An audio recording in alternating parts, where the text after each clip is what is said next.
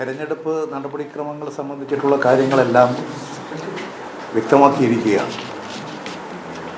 അതനുസരിച്ച് ഏപ്രിൽ 26-നാണ് കേരളത്തിൽ ലോക്സഭാ തെരഞ്ഞെടുപ്പ്. കേരളത്തിലെ 20 ലോക്സഭാ മണ്ഡലങ്ങളിലും ഇടതുപക്ഷ ജനാധിപത്യ മുന്നണിയുടെ സ്ഥാനാർത്ഥികൾ വളരെ സജീവമായി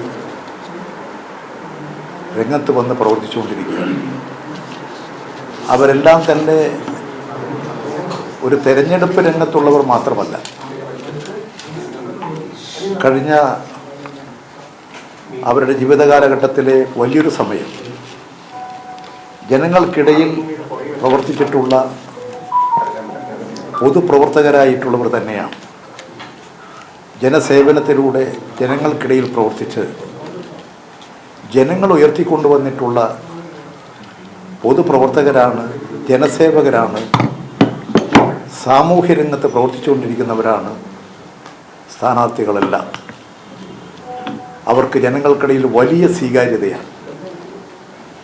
ഇടതുപക്ഷ ജനാധിപത്യ മുന്നണിയോടൊപ്പമുള്ളവർ മാത്രമല്ല, മറ്റ് മുന്നണികളിൽപ്പെട്ടവരും മുന്നണിയിൽപ്പെടാത്തവരും വ്യത്യസ്ത മേഖലകളിലെ ജനങ്ങളെല്ലാം അതീവ താല്പര്യത്തോടുകൂടി ഇടതുപക്ഷ ജനാധിപത്യ മുന്നണിയുടെ സ്ഥാനാർത്ഥി വിജയിക്കണമെന്ന ആഗ്രഹത്തോടുകൂടി എല്ലാ മണ്ഡലങ്ങളിലും വലിയ പിന്തുണയും സഹായങ്ങളുമാണ് നൽകിക്കൊണ്ടിരിക്കുന്നത്.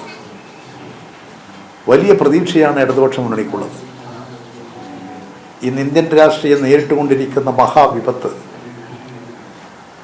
അതിനെ പ്രതിരോധിക്കാൻ ഇടതുപക്ഷത്തിൻ്റെ സാന്നിധ്യം ഇന്ത്യൻ പാർലമെൻറ്റിനകത്തും പുറത്തും ശക്തിപ്പെട്ടു വരണം എന്നാഗ്രഹിക്കുന്ന